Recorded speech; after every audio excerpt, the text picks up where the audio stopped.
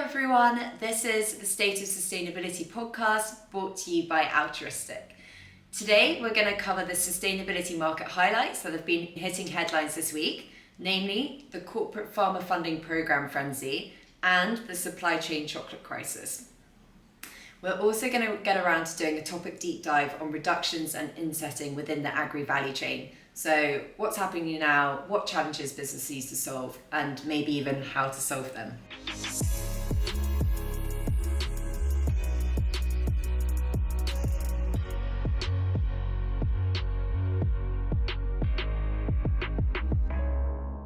Awesome.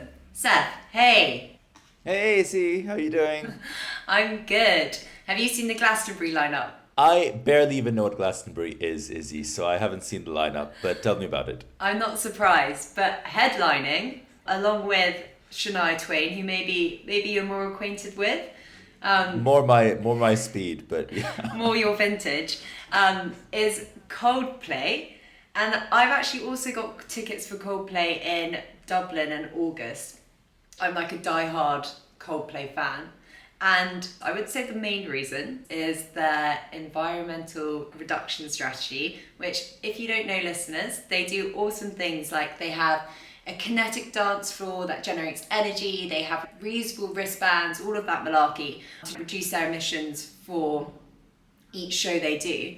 But also, on the other hand, this year's a big year for Taylor Swift, T-Swizzle, who Altruistic is a big fan of. But I'm not sure if I'm personally a fan of her approach to environmental impact and footprints. Putting it out there. Seth, also, I'm anticipating that if you don't know what Glastonbury really is, you won't know what Taylor Swift's environmental plan is. But she is basically offsetting all of her emissions, and she's been pretty heavily criticised in the papers as the anti-climate hero as well. I actually, Izzy, am a huge fan of Taylor Swift. Not so much the music, but more the sheer business acumen and chutzpah. Where I've been a fan of Taylor Swift since the days when she took on Apple, and more recently, just kind of I'm a fan of how she sort of built her business and the way in which her business can actually literally move the GDP of the state where she goes and plays by meaningful percentage points. So I'm a Taylor Swift fan. That said, I naturally I agree with you. I prefer Coldplay's approach as well, not just because Coldplay was formed at UCL, my alma mater, but also because but also because I do, as any listener to our podcast knows, I'm a fan of actual decarbonization, impact reduction within the value chain, within the operations. I think that there's a lot of cool stuff that Coldplay is doing in their strategy. One is that I think there were innovators just in the fact that they had a strategy. I think they were pretty much the first big name in entertainment that actually came out with a plan, not for the charity that they were supporting, but for the actual changes they were making in their business model to make it more sustainable. I also think actually that the kinetic floor idea is sheer genius because if you look at what we talk about in a consumer business context, we're always saying here at Altruistic that your flagship initiative should be something that makes sense for your business and actually can create a strong association for sustainability. What is it that your customer thinks of? And so if you're in the chocolate business, your customer thinks of cocoa. If you're in the coffee business, your customer thinks of the coffee bean. And you should then take that as an area where you focus with the flagship initiative because it makes the consumer think differently about your product. And that's much better than doing something that is quite abstracted away from the product, which doesn't really build your brand. And Coldplay, I think, is a great example of that, where the whole kinetic floor thing, I would imagine, back in the day when I was going to concerts, I might well imagine that I would go to a Coldplay concert purely because of the kinetic floor, because it's an interesting angle, So it's a crowd pleaser, it pulls people in, it's sustainable. I think it's a great flagship piece for the strategy. So having put Coldplay fandom to one side, I still have a lot of sympathy for Taylor Swift in that if you look at just flight emissions and emissions for transport, the problem with airline emissions is that it's notoriously difficult to decarbonize because there are very few options. There are only so many fuel options for use in commercial air travel, especially long distance, and they're pretty much all high emitting. The only alternative you can think about really that's viable is biofuel. There's some talk about electric air travel, but it's not at scale yet. It's not long haul, certainly. And so biofuel is the only other option. Probably, in my opinion at least, one of the worst things you could do for the planet is to shift all air travel to biofuel, because you would just kind of play havoc with global agriculture. You'd have all of land use being converted to planting soy just for the biofuel.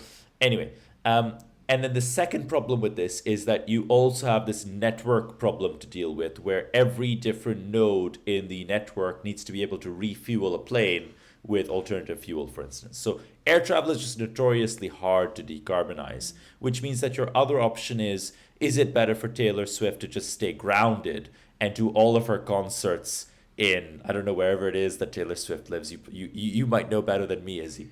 But which I think is just not really a viable expectation for business. And there's probably more value that Taylor Swift could bring to the sustainability cause in her with her brand and her kind of stage and pulpit than simply staying grounded to save on the air travel. I realize that I in the environmental community, I'm a fringe view here, but I still think that we have to be a little less purist and a little more pragmatic. Like we tore poor Elton John to pieces for his air travel as well, and I think Elton John was like a potentially a really strong ambassador for the movement. Yeah, I agree. I feel like the air travel line of attack is quite a commonly used one. And actually, Coldplay also still travelled around in a private jet. But as you can see, Coldplay are known for the environmental moves that they are making, not the ones that they're not. So maybe, Taylor, if you're listening, look into your operations, get innovative within each stadium that you're working in, and see what you can do.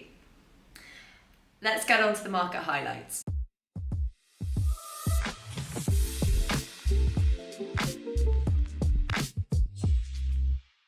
Reading the headlines, the latest corporate sustainability craze has been to launch educational programs and innovation funds to support farmers and regenerative farming. So even last week, Innocent Drinks announced a 1 million investment in grants as an expansion of their Farmer Innovation Fund.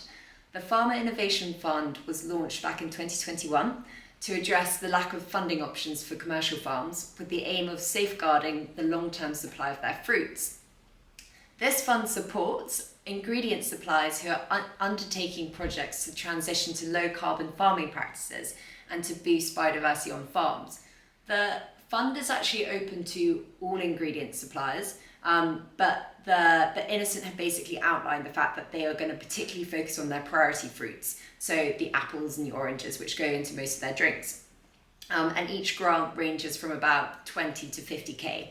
I think on the grand scale of things, 1 million isn't like a huge amount, but from my opinion, I really like their approach of actually looking at their hero ingredients. So in this case, apples and oranges, and saying, these are the ones that we're actually going to focus on, attack, and see if we can move the needle on, because ultimately they're probably where they've got the highest materiality impact. They've also got, the highest strain on their supply chain and the highest risk. But also as a point of comparison, maybe Steph, before I get your thoughts, McCain's, which for those of you who don't know, it's one of the world's largest manufacturers in frozen potato products. So I think it's 1 in 4 chips in the world is a McCain Foods chip, which is huge. So surprise, surprise, their biggest impact area is potato. But one of their initiatives to improve their potato impact is a Farms for the Future initiative, which trials and tests regenerative agricultural practices. And they actually have 2 active farms and also one in the process of getting formalised. One's in Africa and one's in Canada. And I think what's interesting here, and it's an interesting comparison point to Innocent, that for their Canada farm, McCain's actually collaborated with McDonald's on this. So yes, Steph, I'd like to get your ideas on how you see that. I think both of these are great examples, right? McCain's and Innocent both doing fantastic stuff. Let's take each example in turn a little. I think what's nice is about both brands is that they're really focusing on their hero ingredients. And so if you look at McCain's, for instance, what's great about McCain's is that McCain's really sees themselves as representing the potato industry. They feel like they have an obligation to not just champion the work that can be done in the potato space, but also to like lead on the agronomics. And they actually have a really great agronomy team as well across both Europe and North America that is always focusing on trying to trial new approaches to regenerative agriculture, working with farmers. And I think that's really, really, really quite spectacular. If you ever speak to Starbucks about this sort of thing, Starbucks will say that they feel that they have to solve for coffee, and that if they don't solve for coffee, no one will. And I feel like McCain's takes the same approach to potatoes. Um, I prefer between the two the McCain's approach to the Innocent approach. I think both are doing great work. Again, don't get me wrong, but I prefer the McCain's approach in a few different ways. One is that inherently I'm a little averse to using grants as the primary mechanism for financing change of this sort. And the reason for that is that grants don't scale. Innocent can put aside £1 million grant, and £1 million won't really move the needle much. And that's not always a problem. It's still good stuff. But if you just think about it would be, I think, more scalable if they were to actually trial something in the payout that they were making to farmers and say that they're going to trial an approach to adding a premium onto what they pay for the product, and that premium is something then that they could scale or play around with, even if it's a very small premium, even if it's a fraction of a percent on top of the price that they're paying to farmers or the supply chain. That's a mechanism that can scale, whereas grant giving for a corporate operation is not a mechanism inherently that can scale. So that's kind of one thing that I shy away from a little. The other piece is that I think that, and maybe it's related, but as a farmer in the supply chain, I heard this actually on a podcast recently, which I found quite poignant, which is the average farmer has 40 seasons. They only get 40 shots at growing a crop. And that makes them very risk averse. They don't actually want to take lots of risks unnecessarily with using a different fertilizer, using a different pesticide, using a different practice, which is why in many parts of the world, over fertilization is common, because the farmer would much rather just reduce the marginal additional risk and over fertilize, even if it means spending a bit more on fertilizer, or over pesticide, because why take the risk? And if you want to incentivize the farmer to take a risk and change up an operation and adopt a different approach, whether it's organic farming or regenerative or otherwise, then the farmer needs to see something more than a grant on the other side, because the farmer also knows that a grant isn't going to scale. And so inherently, I gravitate much more towards payment mechanisms that are in line with normal payment mechanisms in the value chain. The other thing that I like about the McCain's approach is that it involves another stakeholder in the chain as well, with McDonald's. And I think bringing McDonald's into the mix means that you have two sources of amplification of the initiative and not just one. It's one thing for McCain's to trumpet what they're doing in their part of the value chain. It's another thing for two stakeholders to go out there and start, two large brands to go out there and start talking about this sort of thing.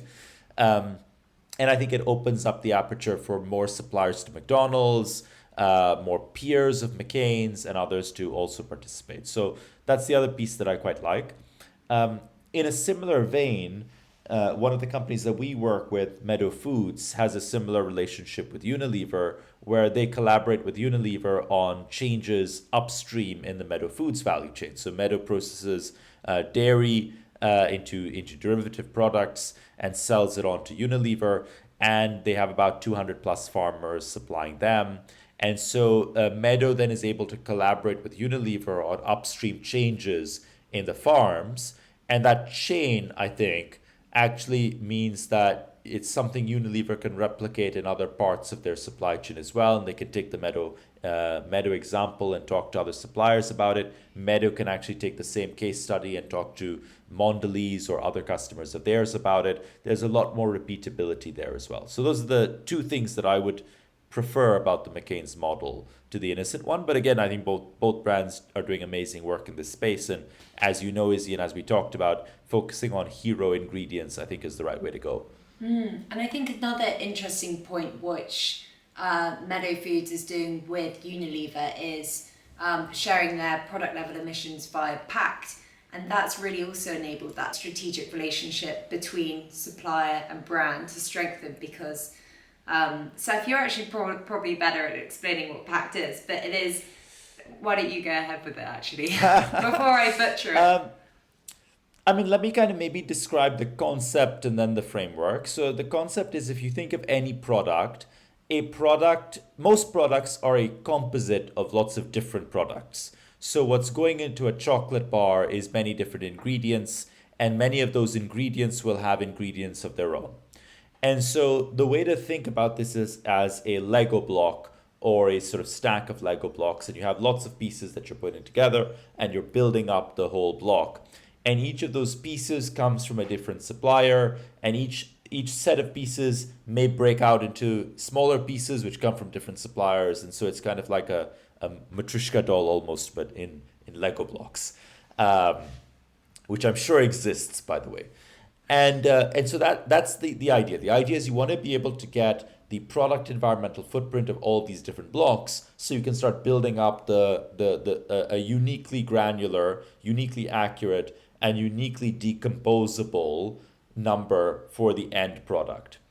And you can then start to also see, well, where are the gaps? Which blocks do I not have covered? I actually have really good coverage. And in my chocolate example, I have all the blocks for cocoa because I'm sourcing that directly. I have all the blocks for dairy because I'm sourcing from 5 dairy processors, and they actually have all their blocks behind their part of the chain, but I don't have coverage on sugar, for instance, and those blocks are missing. So you can actually start to kind of pinpoint where the gaps are. That is the direction of travel. That's the concept. That's where most large consumer packaged goods companies for sure want to get to in terms of how they think about their data and how they can then construct strategies to move the size of the block in the right direction, to reduce the size of the block, if you will, not to twist the metaphor beyond all recognition. Pact is a framework for how each of those blocks should be constituted and how those blocks should be passed from one actor in the value chain to another. And so Pact will govern how you create a product carbon footprint, and Pact will be also the framework that governs how that product carbon footprint should be shared from your company to the company that buys from you, for example. And it's a framework devised by the World Business Council for Sustainable Development. They led a coalition funded, I think, by the We Mean Business Coalition that created this framework. These are the same people that brought you the Greenhouse Gas Protocol, which of course we all know and love.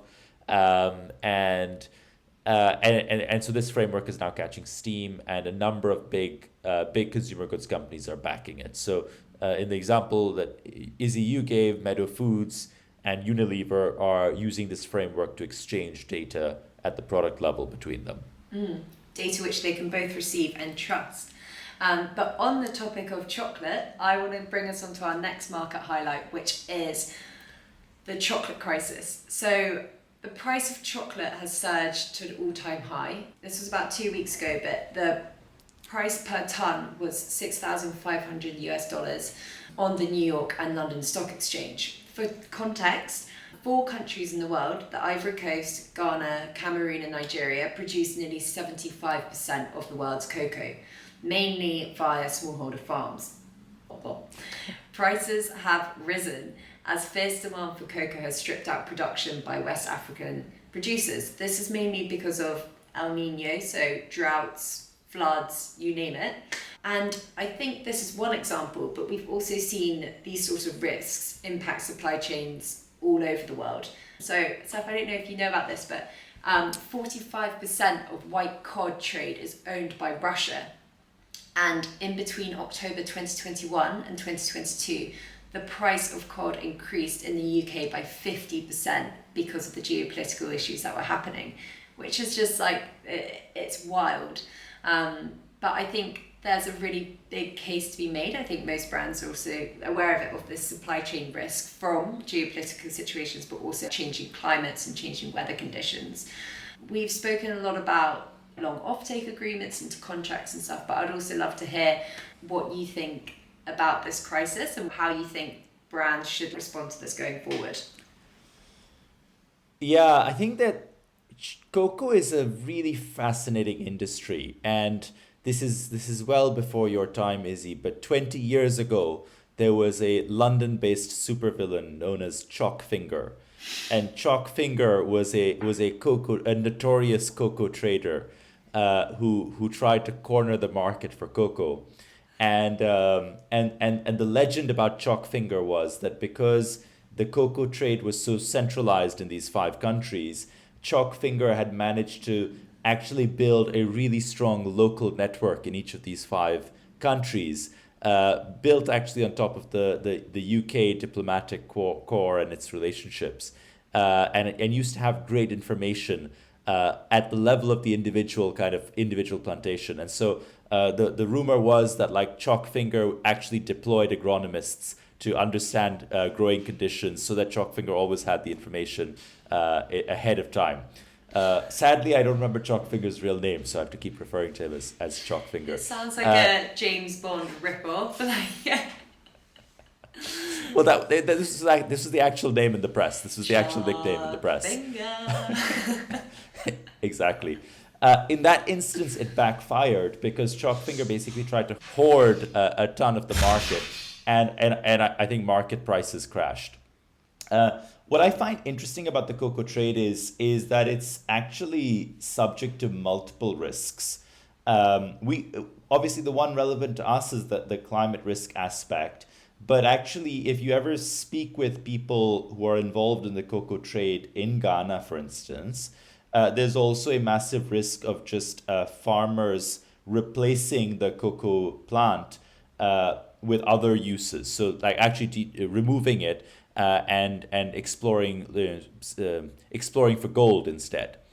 And there's a massive potential for actually just like mining resources in a lot of the land where cocoa is grown right now, because certainly Ghana and potentially a few of the other countries in the five are incredibly resource rich countries where actually you could get other stuff which could be more profitable out of the earth.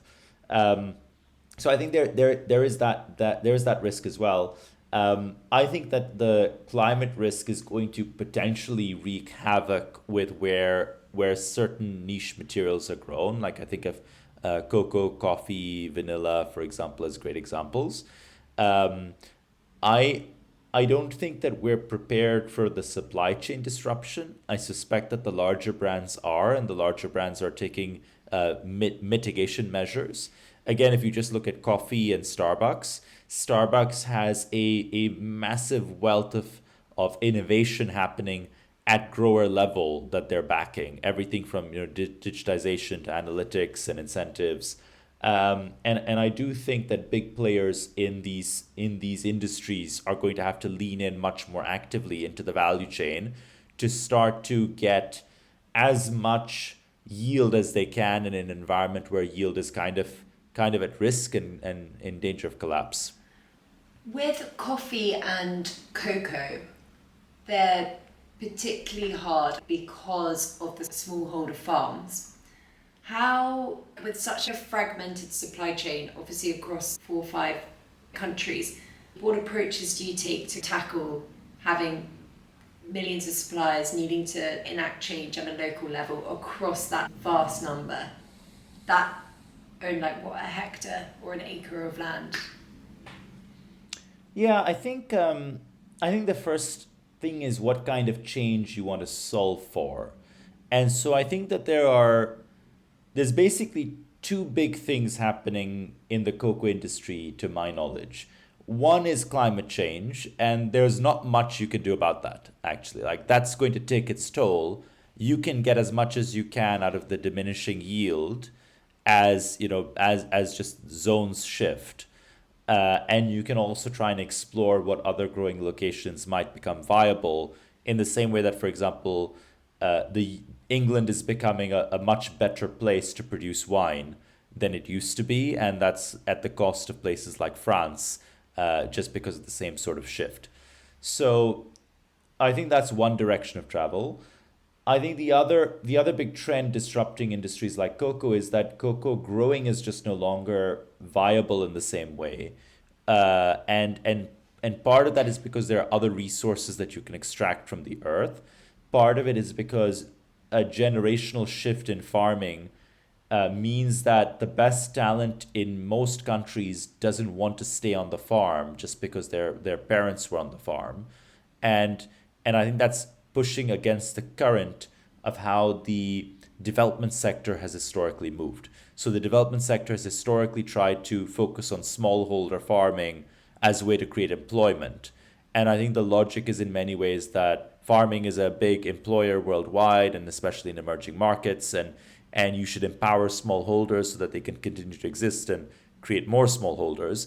Whereas every smallholder I've ever spoken with, and I've spoken with a lot of them, would actually much rather that their kid became a banker, or a clerk, or even or anything frankly other than a farmer, and would expect their kid to go to school and move to a city. And I don't think the right answer is to then bring that kid back to the farm unless you can actually figure out a way to get more income out of that. And so I think that there's this is a little less on the environmental side and a little more on the social side, but these same five countries have historically had a lot of activity to try and raise cocoa prices so they can get more of their share of the value chain.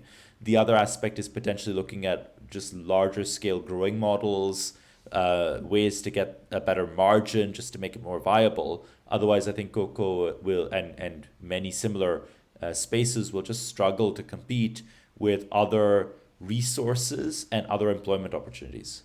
Yeah. And I think also another point is like innovation in the space. Like I think we spoke about it in the last podcast, but Fazer, the Finnish confectionery company, has launched a no cocoa chocolate bar. And I think there is an interesting take here to see how brands are innovating and using that as brand collateral and narrative.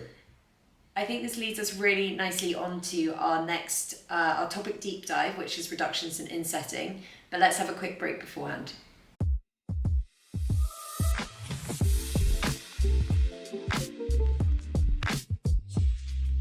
Awesome. Well, Seth, whilst you're finishing off your chocolate bar, I'll give a quick summary of what do we actually mean by insetting. So, insetting is integrating nature-based solutions or carbon reduction initiatives within the value chain. As a comparison, offsets is actually paying for a unit of carbon to be removed or avoided, like outside of your value chain. And I think a lot of companies are actually looking into doing insetting, because as they're engaging with their suppliers to get more data, this is a great opportunity to reduce their scope 3, which is where the majority, as we all know, the majority of emissions lies in most food and bev, apparel, personal care brands and companies. However, there's a risk that those hard-earned reductions are actually being bought off elsewhere. So by the latest finance or tech company or Delta Airlines that is coming in and buys the reduction credits off your supplier, off your farmer. So I think it will be interesting to maybe first touch on the benefits of insets versus offsets, just to set the scene. Seth? Yeah, I think I have a bias, but I also have exposure to both sides. And so, Izzy, as you know, I have also co-founded another organization called the Pakistan Environment Trust. And the Pakistan Environment Trust has three big programs, one of which is around helping the textile industry in particular to decarbonize. The second is around reintroducing the one-horned rhino to Pakistan. And the third is around carbon markets and helping develop carbon markets in Pakistan. Don't ask me what the connection is between those three, but they're all three exciting programs. And so in the carbon markets work that the Pakistan Environment Trust does, I've been able to be exposed to a lot of the interesting chaos of that market. And I was also one of the very early contributors to the task force for scaling voluntary carbon markets. And I'm still part of one of the advisory groups or similar for the successor organization, which is the ISVCM. The acronym changed, but it used to be the Task Force for Scaling Voluntary Carbon Markets. My nonprofit does great work because it's a nonprofit and it's focused very much on the project development side of this. But in general, I think the offset market as a whole has lots of problems, and I'm by no means the only person to be saying this. If I break the problems down into a few categories, one is an ideological problem, which is offsets seem a little like a papal indulgence. You're polluting, you want to get out of jail free, you want to buy your way out, you pay someone else to do it. That's the ideological reason. Not saying I agree or disagree. And in fact, I think that there's a place for offsets, I think, in the market. So candidly, I kind of disagree, but I also do see the point. The second is that there are a lot of brokers in the market and a lot of intermediaries, and those intermediaries extract a massive commission out of the value chain. And so in the Pakistan Environment Trust case, what we were seeing is that between the selling price of the offset and the amount that was getting paid to us as a developer, there might be a 40% spread. And that spread could even increase, actually, because the pricing was very opaque on the customer side.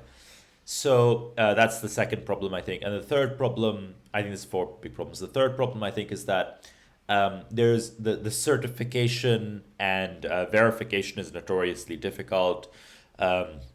Much has been said about this, mostly by The Guardian, as you know, South Pole knows better than most, and Vera knows better than most. And again, I sympathize with everyone involved in verification of offsets because it is difficult to verify. There's natural challenges and there's structural challenges as well, but it's very difficult to know if what you paid for as an offset was incremental versus what would already have been done otherwise. There was a lot of cases of Vera certified offsets that appeared not to be incremental. There are cases where slave labor might have been involved or forced labor might have been involved, and a few recent scandals in that. There are cases where maybe the forest was kind of burned down and still generating offsets. Like there's all kinds of stuff going on in that space. And then the fourth challenge, I think, is that most offsets have no association with your company or product. They are abstracted from the consumer perception of your product and from the operations and the supply chain of your product. So you're buying an offset generated in Brazil or Indonesia, but actually your product is manufactured and sourced in Europe. There's not really a relationship. And so those, I think, are the big four challenges. I think that insets present an opportunity to sidestep all of those challenges. They have some of their own challenges, but I think they can not offset those four challenges, but they can sidestep those four challenges. Ideologically, insets make more sense because insets are reduction. Insets are actually just reducing the emissions of the product that you're making and the products that you're sourcing. They don't have the massive middleman problem, because usually the reduction is happening in a supplier of yours and you're either buying directly or you're buying one step removed. And so so you don't necessarily have this massive margin going in many different places. It can just be a fixed percentage margin that you're potentially giving to one stakeholder, versus in offsets there might be 3, 4, 5. The verification is much more straightforward potentially, because the carbon accounts on the supplier side are a contributor to the carbon accounts on the brand side, let's say, and therefore if the brand is financing a reduction in the supplier's emissions and that's reflected on the carbon accounts of the supplier, that should filter through to the carbon accounts of the brand through whatever connection exists between those two. And we've talked about pact and product footprints in our Lego example, and that would, for instance, demonstrate that a reduction had happened. And then the fourth way in which the fourth challenge that doesn't exist in insets as well is that they are associated with your product. They're not abstracted. They are definitively in your value chain. And so if you're a chocolate business, you could be focusing on something in the cocoa space or in the sugar space, and so you don't have that abstraction. You can actually benefit from the consumer brand potential also of this. They do bring their own challenges, and I think one of the big challenge that I see is the free rider challenge, which is, as a brand, if I'm financing a change in a supplier, ideally I wouldn't want all my competing brands to also benefit from that change. And maybe I don't mind at a small scale, and maybe right now I'm getting going, and so I don't care, it's okay. But at scale, and I'm always trying to think about how can we lay down infrastructure for the future. At scale, this wouldn't work because it's just bad business to be financing brand power for your competitors. So I think that's the big drawback. I think also maybe a good differentiation to make, and I'll put my hands up and say I'm not sure how this would actually happen in practice. So maybe, Steph, you could fill in the gaps on the commercial side of this. But I see that it's not a bad thing if another brand can take the emission reductions potential of that, and if there are also like co-benefits for the environment, if that is happening that way and there are reductions to scope 3. I think the area where perhaps you do want to safeguard your initiatives is in the narrative building. And I think, as we've seen, like, carbon is quite a hard, intangible narrative to push, but actually the reduction initiatives in themselves are like rich with stories and like colors and flavors, and a farmer, I don't know, planting wildflowers on the side of their farm, that's like a lot more compelling to a customer. So I wonder if a good differentiation to make there with your supplier is actually, we don't mind if you share the reductions, but actually the narrative is ours. That's the narrative that we want to keep, and we want to be able to tell in our impact report or our sustainability strategy. Yeah, I think that's the right angle. It is also borrowing from what has worked in the offset space. And so if you think about in the offset space, players that were able to set an attractive price and manage to be winners in the offset space. I don't know if this is still true, but I remember 5 or 6 years ago, I was speaking with Wildlife Works, which was one of the big developers of REDD plus solutions and nature-based solutions and offsets. And they had a brokerage arm, which I think was called Everland.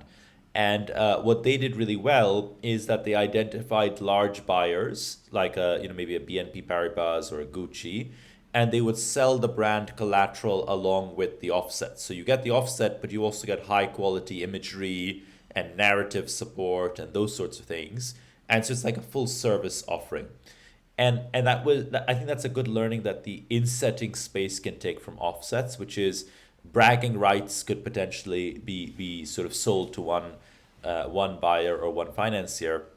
But I don't think that'll be enough. And so I think that there are two approaches to how this could work at scale.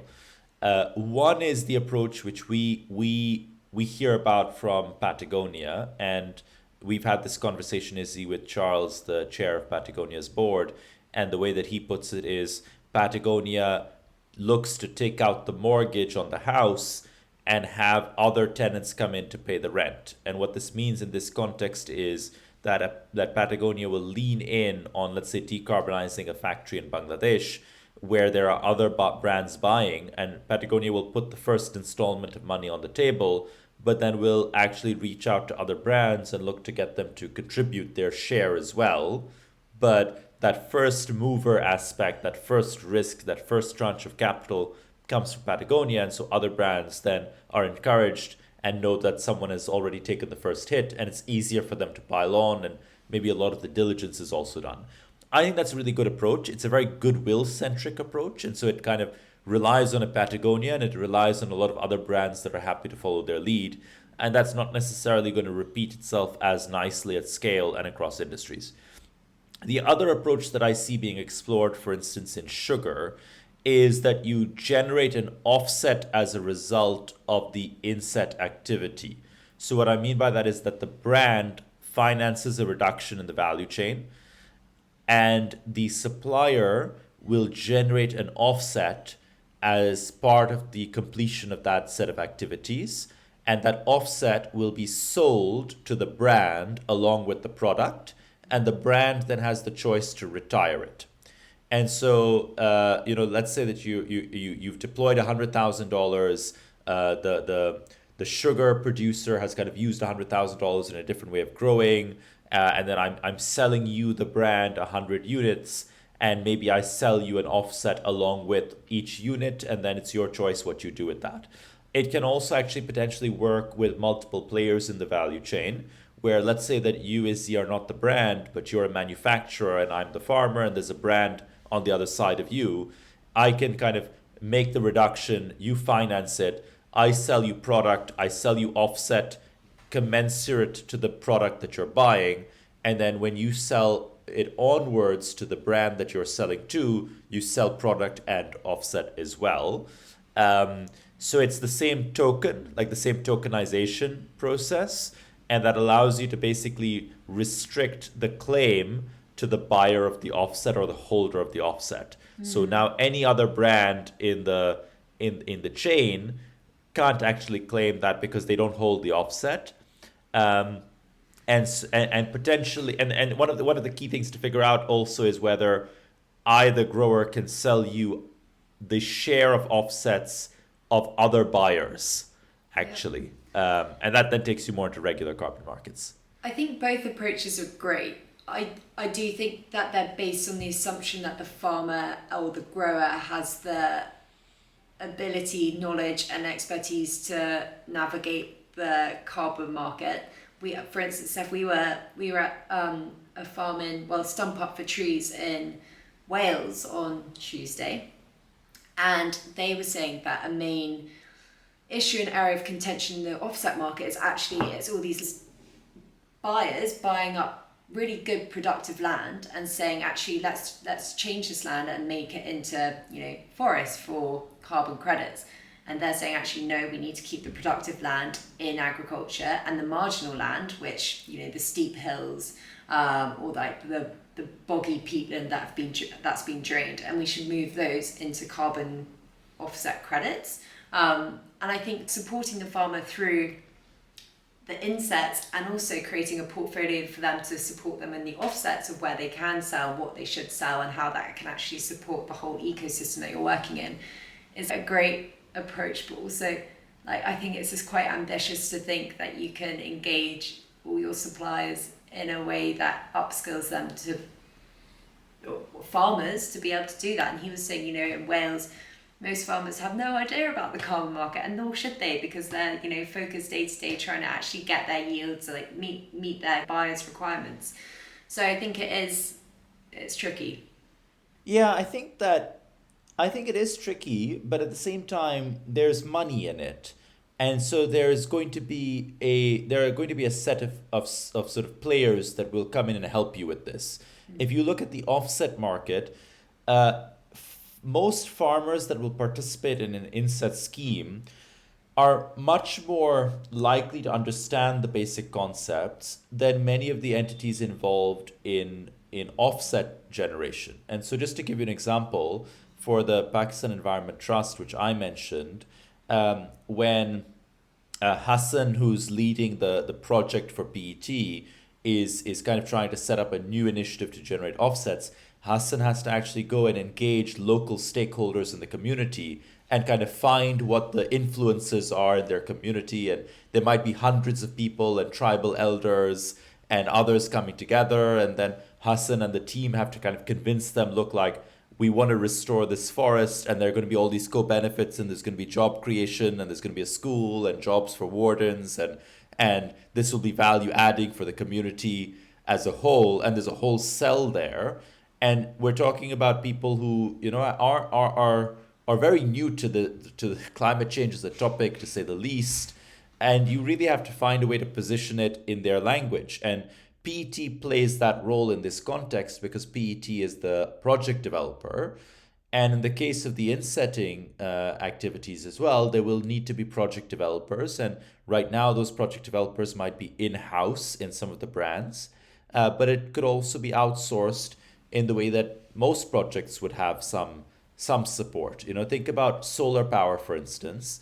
A charity that I'm involved with has recently replaced all of their power consumption with on-site renewables, and they had a developer come in and do that as a turnkey solution. And the developer came up with a pitch, and the developer said, "Look, we will take care of all the net metering, we'll take care of the economics." And here's the value proposition for you, and here's the ROI, and you don't need to do anything. You just say yes and sign the dotted line and hopefully read all the details of the paperwork. And then we're good to go. And I think we'll just catalyze a ecosystem of these players as well in this market. That's really interesting. Seth, before we wrap up, I think summarising, we both agree that insetting is a great approach to go down. But I'd love to. But we're preaching to the choir here, right? Well, So like that's true. Shock horror. Listeners, come back for more. If we were to build out a bit of a toolbox for a professional trying to get insetting across the line in their company, last year we saw a lot of companies transitioning from offsets to in value chain initiatives, like Gucci denouncing their carbon neutral claims, and many more. If you were to build out a toolbox of, say, 3 to 4 different initiatives, tools, incentives to make the business case internally and also to deploy and implement it, what would those be? it's a good question, Izzy. I would probably start with a bit of the strategic aspect, which is what am I trying to solve, why, how, etc. I'll double click on that in a moment. I would then just think about how do I get this going? And then I would think about how do I scale this? Let's maybe take a moment to talk about each of those. On the first one, I think it's important to figure out what type of part of your value chain are you going to focus on, and what type of activity do you want to target to change. And so, for instance, if you're in the chocolate business, are you interested in cocoa farms? And that's what you're going to focus on. But also within cocoa farms, what is the change that you want to affect? Do you want to actually have cocoa farms? Is it a nature-based solution that you're going after, and you want to actually have, maybe it's a form of cover cropping, for instance, or it's some form of input replacement that you want to go for, or is it actually that or sequestration, or is it actually you want to change the energy use on site for those farms, whatever they're using? Maybe they have diesel generators for the irrigation. Like, figure out not just the part of the value chain, but also the activity that you want to target. Because I think the worst thing is if you start out with a really high level umbrella idea that you want to get regenerative agriculture moving in farms in your value chain, which is two types of abstraction. It's like farms in general. Well, which type of farms? Because all crops are slightly different in terms of how they work. And then also regenerative agriculture is a catch-all term, whereas actually you should kind of look at specific types of suppliers, specific types of activities, so that you have as few variables in your experiment as possible. You want to really limit, think of this as a controlled experiment. You want to have very, very few variables in play. Ideally, I would also kind of start with something very proximate. I would start with something in the same country as my business. Just something where I could even potentially go and visit the site and actually see how it's playing out, and I can get direct feedback. I can hear from the farmers. I can understand what worked, what didn't work. Like, all of this sort of stuff is in the setup phase, and I think you really want to get this right. We're thinking about this space ourselves, and we're thinking in the same way, right? We're thinking about starting in the UK. We're thinking about specific activities. We're thinking about specific types of suppliers. And I think that's the design piece. In terms of then how you get going, I would definitely bring along partners for the ride. And that's irrespective of whether I intend to work with partners on the scale up, although I almost certainly will. But I think that you have the ability to, as a project manager, a project developer in the brand business, let's say, like a sustainability professional on the brand side, you want to also make sure that you're able to learn from what others are doing and bring information and knowledge into your business. And I think working with partners is a great way to do this. And so it could be a non-profit, it could be a for-profit, it could be consultancy, whatever the stakeholder is. I would look to bring in someone who understands for that type of supplier and that type of activity in that type of geography what works well. And you may find that it's a vendor or a partner that is deep in the agronomy, and so they just understand soil conditions and they know what's going to work and what the potential is because they've been there, they've done that, they've tested that sort of soil in that sort of location for that sort of farm. Or it could be actually maybe someone who just understands the economics of this really well and can help you structure how the deal should look, how the contract should look, how the pricing should look. It could be someone who's going to focus on the learning and training and upskilling on, let's say, the farm side or the supplier side. It could be all three. I would look to bring in as many partners as possible just to make sure I can cover all the bases of what I need to learn because this is a new space and there isn't a lot of great information out there. The third thing I would then think about is how does this scale? And so ideally, I would kind of say, well, assuming I want to do this in a significant way across the value chain, how do I stack rank where I'm going to go? So maybe I'm going to do some type of supplier, some type of activity, and the UK to start with.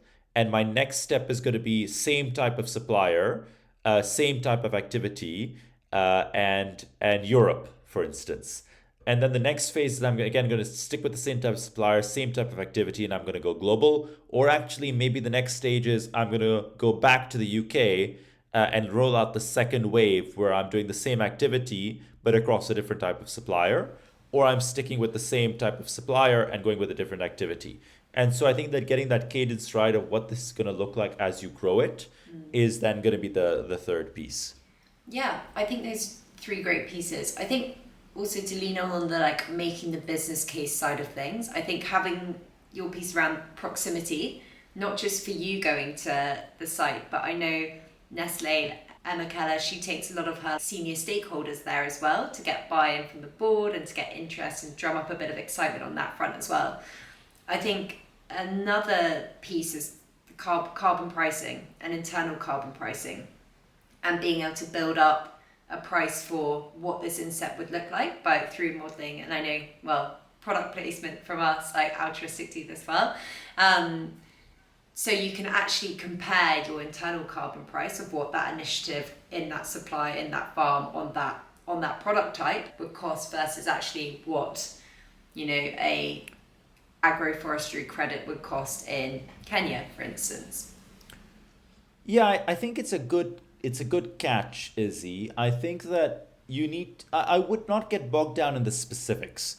I would look to kind of get ballpark senses. So I think that every business should try and work out on average what is its carbon price. I always think of carbon cost rather than carbon price because no one wants to buy carbon.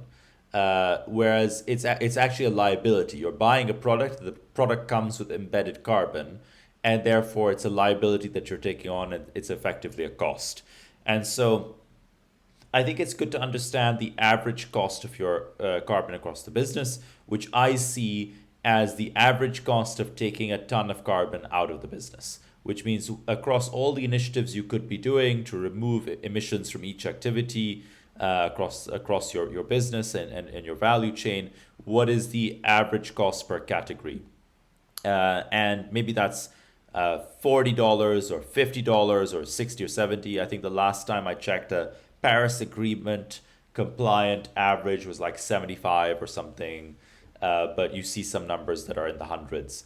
And I would kind of look to say, not just the pilot that I'm going to run should definitely be like significantly below the average. It should be, I would kind of almost say it should be like 50% of my carbon cost or carbon price of the business or less, because ideally my first trial is something that I'm going to want to scale up reasonably quickly, and it should be one of the cheaper ones. This should be a low-hanging fruit that I'm going after, not the most expensive reduction. And that's not to say that I always go from cheapest to next cheapest. I think usually that's going to be a good idea. You might, in some cases, want to go from cheapest to something reasonably more expensive if there's a good logic for it. But in general, I would still start with something cheap because, again, I want to limit the variables. And one variable is, am I going to get internal sign off to do this at the next stage if it's super expensive? But I think that when you can do that ballparking, if it's like $10 to $15, that's kind of the type of ballpark I would get to. I wouldn't split hairs around whether it's 12 or 13 or 12.5. And this is where it comes in handy when you have a finance expert on your team. Seth, before we wrap up, is there any other key bits that we've missed in the reduction and setting topic? I know we're going to do a few more episodes on this and bring in some people from the industry to give us some examples, but any last comments? I think it's worth repeating something that we've said in previous episodes, which is that one of the basic things that will make change work at farm level is switching the risk reward dynamic slightly, where right now almost all of the risk is on the farm side and very little of the margin, which means that the farmer is not insured or protected against the downside if any projects that they implement go wrong. And I think that insetting is effectively creating a new revenue stream from a new product or service or solution that you're expecting the farm to provide you. You're expecting the farm to provide you with a nature-based service, effectively, or an ecosystem service. And that's going to be a new revenue stream. And the farm is going to have to make an upfront investment, most likely, whether it's in cash or even just training and energy and mind space. And the farm is expected to now create an ongoing offtake for the buyer as a result. And I think that in a world where you are just doing spot contracts and buying from one year to the next or one season to the next, it's much harder to build the kind of trust that you'll need to get an inset strategy moving. And so I would, again, just reinforce the need to start thinking about multi-year contracts. And I don't think it's about moving from a spot contract to a 2-year or even a 3-year. I think we're going to be talking 5, 6, 7, 8 years, maybe even more. If you think about the offset market, the largest offset contracts are often in the decades. And an offset project might have a lifetime span of 30 years, for instance. And you're looking to kind of have an infrastructure investor partner type profile where they come in and they actually want the whole 30 years. And I think that's going to be kind of, I'm not saying it's going to be 30 years, but I think that's a useful comparison point here. Yeah. We are actually releasing a guide on this topic on trying to build out a supply-centric engagement program. So I will link that in the show notes below. But thank you everybody for listening. Thank you, Seth, for sharing some wise words on a Friday afternoon after a hectic week of frolicking around the Welsh countryside planting trees. So I appreciate your time. Thanks, Izzy. Glad to be here. Cool. Thanks, everyone. Goodbye.